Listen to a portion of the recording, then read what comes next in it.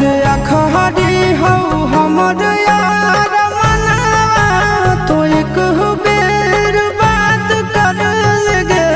आगे सुना यारवा हो भरती पटनवा में आके मुलाकात कर लगे आगे सुना यारवा हो भरती पटनवा में आके मुलाकात कर लगे आगे चली जाइबौ छोड़ी के दुनिया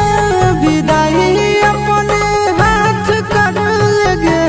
आगे सोना यारवा हो भरती पटनवा